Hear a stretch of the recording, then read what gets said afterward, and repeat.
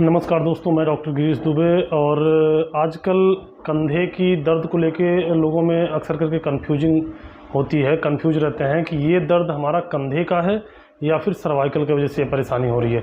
तो इसके बारे में विस्तृत जानकारी हम लोग लेंगे इस वीडियो के माध्यम से। और ये जो दर्द होता है कंधे का, ये लगभग दोनों के सिम्टम्स एक ही होते हैं। कंधे का दर्द और सर्वाइकल के वजह से जो दर्द होते हैं लगभग दोनों के सिम्टम्स एक ही होते हैं, लेकिन इसका इलाज काफ़ी अलग होता है। इसलिए इसको पहचानना काफ़ी आवश्यक होता है, जिससे हम ये समझ पाएँ कि क्या सही ढंग से हमारा इलाज हो रहा है या फिर परेशानी कुछ और है, इलाज कुछ और हो रहा है।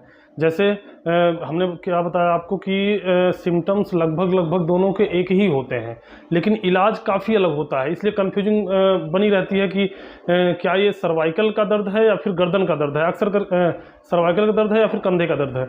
अक्सर करके जो पेशेंट्स आते हैं हमारे पास, हमने देखा है कि उनके दिमाग में ये रहता है कि ये परेशानी, जैसे थोड़ा सा जो मेडिकल लाइन में जानकारी जो रखते हैं या फिर जो थोड़ा सा स्वास्थ्य विभाग में थोड़ी बहुत जानकारी रखते हैं, वो थोड़ा सा मेडिकल टर्म में बात करते हैं और वो अपनी आप को बताने की कोशिश करते हैं कि ये परेशानी हमारे पेशेंट को ये इतने दिनों से है। तो कहीं ना कहीं उनके दिमाग में ये रहता है कि ये अगर कंधे का दर्द है तो उन्हें लगता है कि सर्वाइकल की वजह से ये पेन हो रहा है। तो उसी की विस्तृत जानकारी जो है जानने की कोशिश करेंगे। तो दोस्तों चलिए आइए शुरू करते हैं। और आप एक काम करिए, पहले एक पेन और कापी ले लीजिए। जितने भी सिम्टम्स हम बताते जा रहे हैं उसको एक एक करके नोट करते जाइए। जैसे जब नोट करेंगे तो वीडियो देखने के बाद उसी सिम्टम्स को आप जब मिलाएंगे तो अपनी परेशानी को पूरी तरीके से पहचान पाएंगे कि क्या ये जो सिम्टम्स आप मिला रहे हैं किस सिम्टम से आपकी ये परेशानी मेल खा रही है, जिससे आप डिसाइड कर सकते हैं कि ये परेशानी कंधे की है या फिर सर्वाइकल की वजह से हो रही है। तो सबसे पहले हम बात करेंगे सर्वाइकल के वजह से होने वाली सिम्टम्स, जो मतलब परेशानियों के सिम्टम्स के बारे में। जैसे कि सर्वाइकल के वजह से क्या क्या परेशानियां होती हैं और कंधे के दर्द के वजह से क्या क्या परेशानियां होती हैं। कंधे का दर्द जो होता है उसे पेरीआर्थराइटिस या फ्रोजन शोल्डर भी बोलते हैं। तो और सर्वाइकल की जो बोन होती है, cervical spondylitis, cervical spondylosis, cervical spondylolisthesis, ये तमाम जो है दिक्कतें होती हैं जिसके सिम्टम्स लगभग एक ही होते हैं। हाँ दोस्तों, तो सर्वाइकल स्पाइन की जो सिम्टम्स हम बताने जा रहे हैं, थोड़ा सा ध्यान दे के सुनिएगा, क्योंकि बारीकी से ध्यान देंगे तभी आपको ये बात समझ में आएगी। सर्वाइकल में हमारे 8 नर्व्स निकलती हैं, C1, C2, C3, C4, C5, C6, C7, C8 तक निकलती हैं। और हमारे सर्वाइकल स्पाइन में जो हड्डियां होती हैं वो सिर्फ 7 होती हैं, C7 तक होती हैं, लेकिन नर्व्स जो निकलते हैं C8 निकलती हैं, क्योंकि C7 और T1 के बीच में, यानी कि सर्वाइकल स्पाइन की जो लास्ट वाली हड्डी होती है C7 और T1 यानी थोरैक्स, यानी कि जो पीठ की हड्डियां होती हैं स्पाइन की, उसके बीच में जो नसें निकलती हैं उसको भी हम C8 बोलते हैं। तो सिम्टम्स डिपेंड करता है कि किस सर्वाइकल स्पाइन की हड्डी से हमारी नस कंप्रेस हो रही है, मतलब किस सर्वाइकल स्पाइन की हड्डी से हमारी नस दब रही है। तो जैसे C1 या C2 से अगर दब रही है तो इसके जो सिम्टम्स होते हैं, हमें ये पीछे के एरिया में, पीछे की तरफ जो है पेन होना या फिर जो है चक्कर आने की परेशानी बनी रहती है। मतलब जैसे पेशेंट जो है लेटता है, लेटते टाइम जैसे ही पूरी लेइंग पोजीशन में जाता है, पेशेंट लेटने जाता है, जैसे ही लेटता है तो चक्कर, खूब जोर से चक्कर आता है, जैसे लगता है वो अभी हम गिर जाएंगे, जबकि वो लेटने जा रहा है, लेकिन उसे ये महसूस होता है कि अभी हम गिर जाएंगे। ये परेशानी बनी रहती है। माइग्रेन होता है, सर में दर्द बना रहता है। कभी कभी क्या होता है, जिस साइड जो इफेक्टेड साइड होता है उस साइड में जो है आपके फेस तक रेडिएशन आता है, फेस तक रेडिएशन उसका आता है। कभी कभी आंखें फड़कती हैं। मतलब ये सिम्टम्स होते हैं C1 यानी सर्वाइकल की जो पहली हड्डी होती है और दूसरी हड्डी होती है, उससे जो नसें निकलती हैं उसकी जो दबाव की वजह से ये परेशानी सिम्टम्स होती हैं। बाकी C3 से लेकर C8 तक लगभग परेशानियां एक ही होती हैं। तो जैसे कि हमने आपको C1 C2 के वजह से होने वाली परेशानी को हमने बता दिया। अब C3 से लेकर C8 तक जो सिम्टम्स होते हैं वो मैं बताने जा रहा हूँ, उसको ध्यान से सुनिएगा। अगर देखिए चक्कर आ रहा है, ये पीछे दर्द हो रहा है और ये हाफ फेस में रेडिएशन हो रहा है, तो आप समझ जाइए कि सर्वाइकल ही परेशानी है। भले ही वो अलग हड्डी से नस दब रही, मतलब कि C1 C2 की रूट की नसें दब रही हैं, लेकिन उसके आगे की जो परेशानी है उसको समझते हैं। देखिए, पहली नंबर जो परेशानी है, पहला नंबर जो सिम्टम्स है उसको पहचानिए।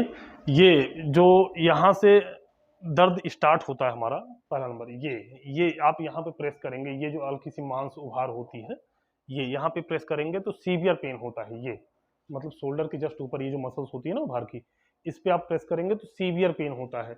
एक नंबर हो गया।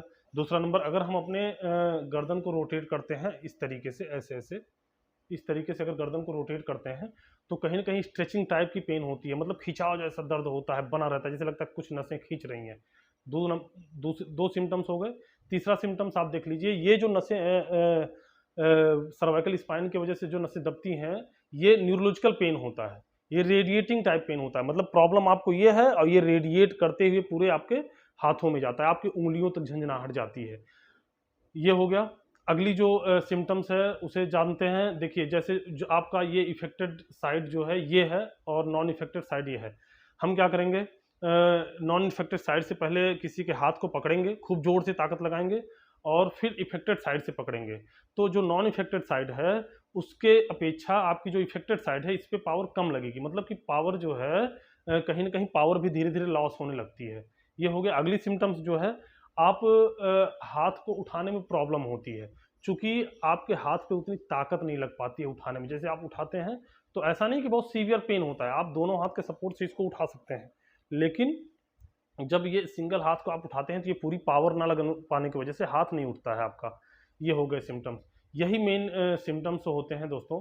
और इसको अगर आप पहचान लेते हैं तो आप ज़रूर जो है परेशानी को आप समझ सकते हैं कि क्या हमें सर्वाइकल की वजह से प्रॉब्लम है। चूँकि सर्वाइकल की जो सिम्टम्स है वो हमने आपको बता दिया।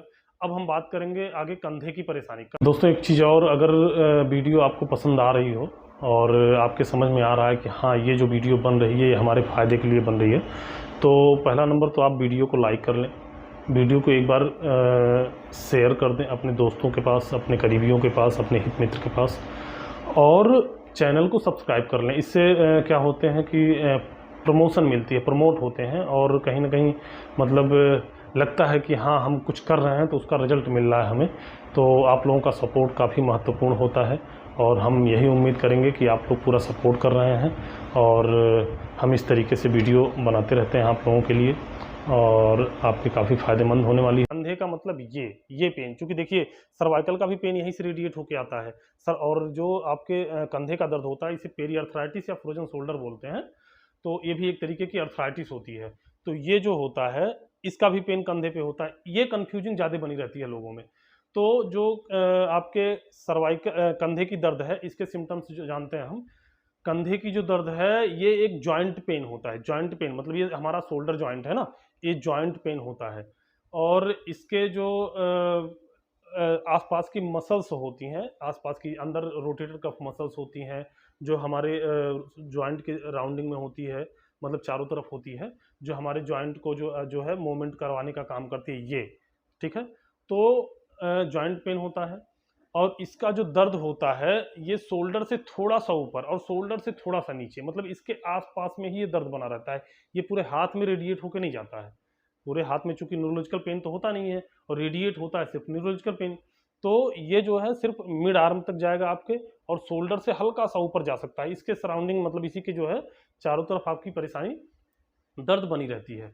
जब आप हाथ को उठाते हैं तो हाथ उठाने में काफ़ी परेशानी होती है। ऐसा नहीं कि ताकत नहीं लगता है, ताकत लगता है, लेकिन जो आपकी रेंज ऑफ मूवमेंट है, मतलब मांसपेशियों के अकड़न की वजह से जो आपकी एक रेंज ऑफ मूवमेंट होती है, जैसे ये रेंज ऑफ मूवमेंट है, आपका पूरा हाथ उठ रहा है, तो ये धीरे धीरे क्या होता है कम होने लगता है। क्योंकि अर्थराइटिस के कंडीशन में आपकी जो रेंज ऑफ मूवमेंट है वो धीरे धीरे कम होने लगती है। तो जैसे आप हाथ को उठाएंगे तो काफ़ी सीवियर पेन होगा। आप जैसे किसी कपड़े को खोटी पे टांग रहे हैं, काफ़ी परेशानी होती है। या फिर ये हाथ को, जैसे आप ये हाथ ले जाके देखिए, जितना हाथ ये आपका पीछे जाता है उसकी अपेक्षा ये हाथ बहुत कम जाएगा, ऐसे रोटेट होकर इतना जाएगा। जबकि सर्वाइकल स्पाइन के जो दर्द है उसमें आपका हाथ पकड़ के लेके जाएंगे तो पूरा जाएगा, दर्द नहीं होता, ताकत नहीं लगती इसलिए पीछे ना जा सके, लेकिन आप हाथ पकड़ के लेके जाएंगे पूरा जाएगा।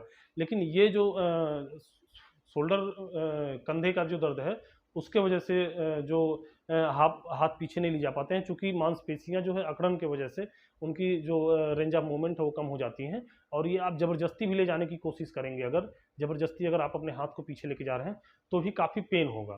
दोस्तों, उम्मीद है कि वीडियो काफ़ी पसंद आई होगी, और इसी के साथ जो है बहुत बहुत धन्यवाद पूरा वीडियो देखने के लिए। और अगले एपिसोड में फिर मिलते हैं आपके लिए कुछ महत्वपूर्ण जानकारी लेके, आपके शरीर, आपके स्वास्थ्य से संबंधित।